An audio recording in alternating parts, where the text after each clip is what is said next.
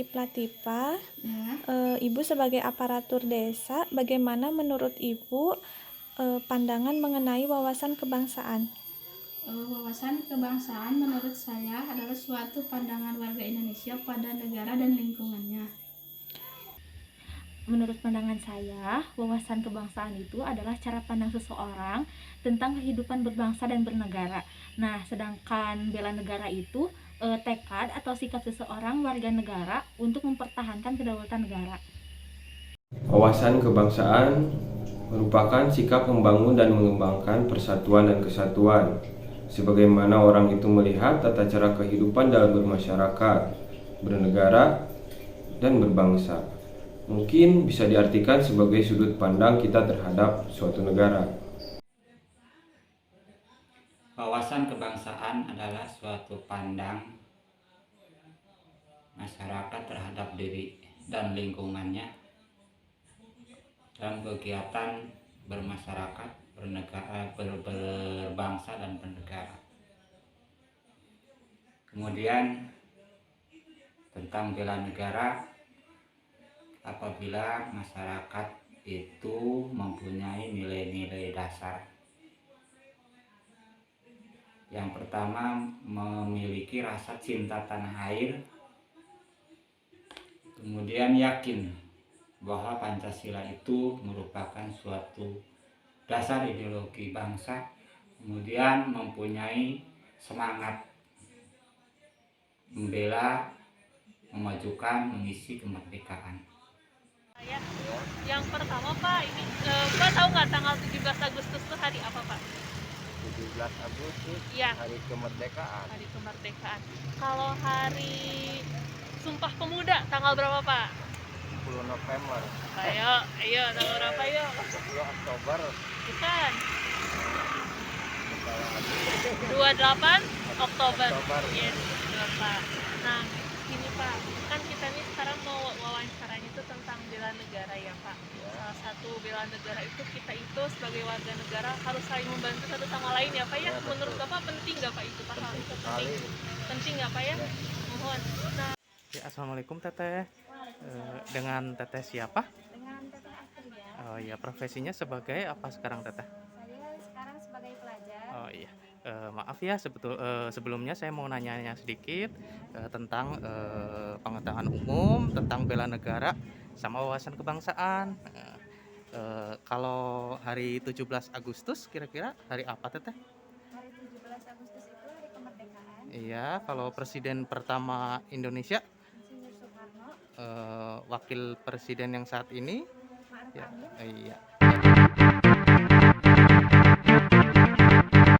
Ibu sebagai aparatur desa, bagaimana cara Ibu dalam melaksanakan bela negara tersebut?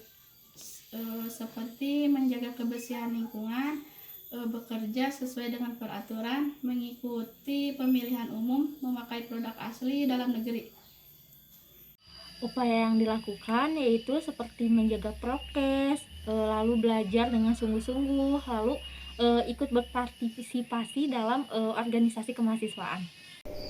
Sikap bela negara yang sudah saya lakukan, sebagai kepala keluarga saya bekerja untuk menggerakkan roda perekonomian dalam keluarga, juga bersikap toleransi dan rukun di lingkungan bermasyarakat, mengikuti kerja bakti dan bakti sosial, serta menjaga keamanan lingkungan.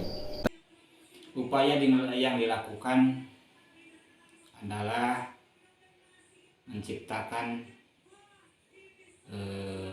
masyarakat sadar hukum, kemudian mempunyai tanggung jawab kewajiban membayar pajak,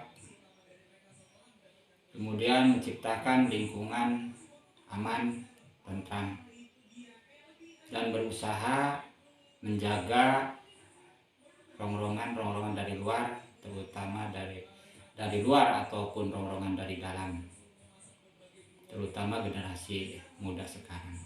Ya Pak, menurut Bapak, aksi Bapak ikut membela negara Indonesia ini Pak dalam kehidupan sehari-hari itu Pak seperti apa Pak?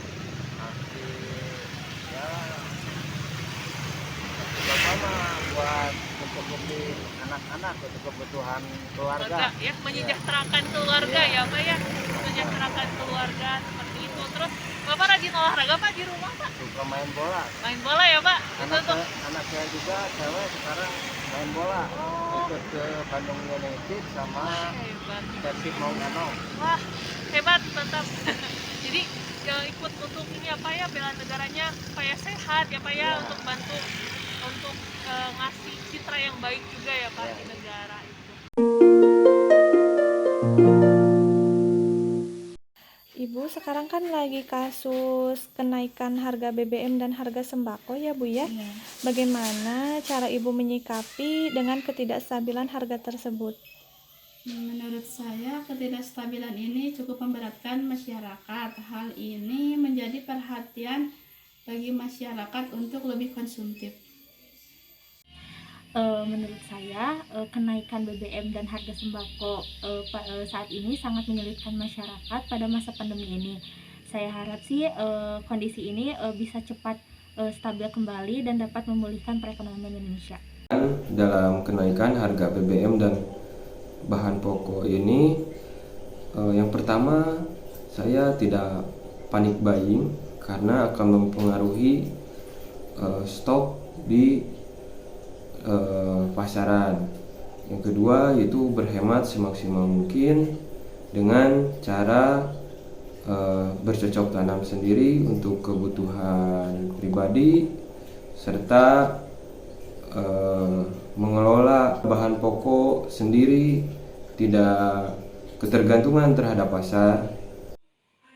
Dengan adanya kenaikan BBM pada saat ini, menurut saya, pendapat saya, pemerintah kurang tepat menaikkan BBM. Apalagi perekonomian masyarakat sekarang belum begitu pulih dengan adanya COVID-19. Maka dari itu, menurut saya kurang tepat kalau pemerintah menaikkan BBM, karena BBM itu dampaknya ke berbagai sektor. Mengenai isu-isu yang ada di Indonesia Pak, kan sekarang nih banyak isu ya Pak ya, terutama harga minyak goreng Pak. Nah, menurut Bapak nih harga minyak goreng naik tuh gimana Pak menurut Bapak? Apakah biasa aja atau menyulitkan gitu Pak? Ya, kalau bagi saya orang kecil menyulitkan. Menyulitkan ya Pak ya? Menyulitkan, jadi mau beli minyak susah, uangnya nggak ada. Jadi mahal kan, jadi naik. Iya ya Pak ya, menyulitkan. Teteh kira-kira tahu nggak tentang isu-isu yang sekarang lagi viral? Apa aja? Ya, yang saya ketahui isu saat ini yang lagi viral adalah COVID-19 masih tetap ada, terus isu minyak yang sangat melonjak harganya, terus BBM yang naik, dan banyak.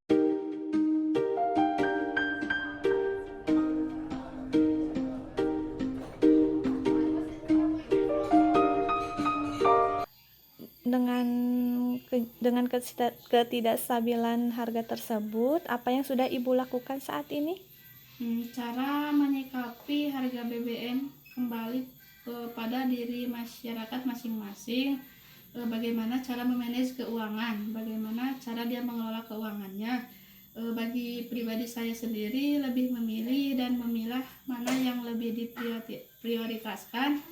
Jadi kalau yang dirasa kurang dibutuhkan lebih baik ditunda terlebih dahulu. Upaya yang saya lakukan yaitu saya berusaha untuk mengurangi pengeluaran konsumtif, lalu dengan melatih diri membiasakan budaya hemat. Ya. Untuk kira-kira Teteh untuk menyikapi kenaikan harga BBM dan minyak, gimana Teteh untuk kesehariannya? Menyikapinya misal untuk kebutuhan sehari-harinya gimana jadinya gitu, apakah berpengaruh untuk Ya, Teteh? sangat berpengaruh sekali. Iya. Terus menanggapinya gimana Teh untuk kenaikan harga minyak? Menanggapinya ya sangat. Mungkin dengan membeli Ya. minyak lebih sedikit ya, Ya. atau tidak sebanyak dulu gitu, Ya. atau mengubah masakan dari ini ya Teh, dari apa? Dari goreng menjadi Goreng, rebus gitu ya. mungkin ya Teh ya. Kalau untuk kasus COVID nih, sebenarnya tentang COVID. Kalau untuk kasus COVID, protokol kesehatan apa aja yang biasa Teteh lakukan? Yang standar-standar aja? Ya, seperti memakai masker, mencuci tangan, menjaga jarak, memakai hand Oh, sanitizer. iya. Masih banyak. Oh iya, antara seperti itu ya Teh ya. Itu kan juga implementasi bela negara Teteh udah melakukan salah satu aksi bela negara kalau sudah melakukan protokol kesehatan.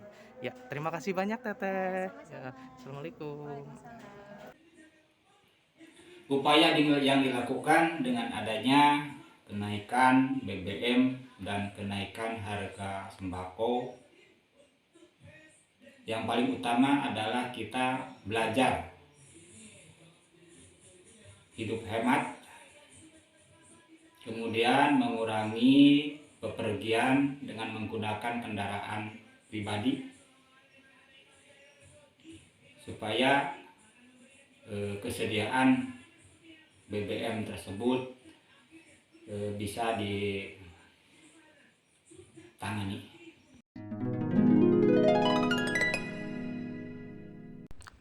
Untuk kesimpulan dari wawancara kali ini, yang pertama, wawasan kebangsaan adalah pandangan warga negara terhadap Indonesia dan lingkungannya.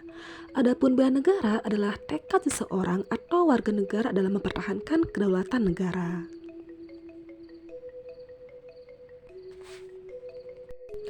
Berikutnya, untuk tindakan yang sudah dilakukan dalam bela negara adalah dengan bekerja keras sesuai dengan profesi, dengan berpegang teguh pada peraturan yang berlaku, ikut serta dalam berpartisipasi dalam kegiatan masyarakat, menjaga kebersihan, serta menerapkan prokes demi mengurangi penyebaran COVID-19.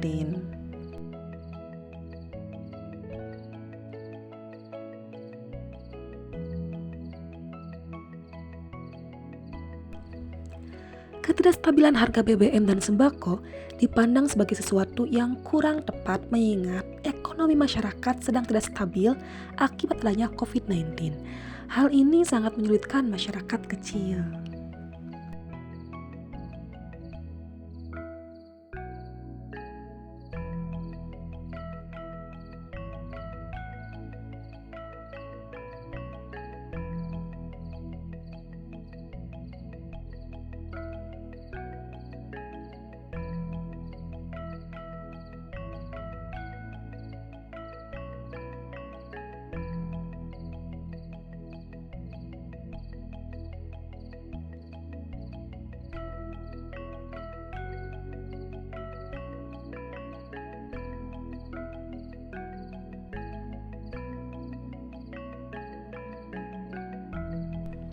Adapun cara menyikapi harga bahan pokok yang semakin naik bisa dilakukan dengan belajar hidup hemat dan pandai mengelola keuangan.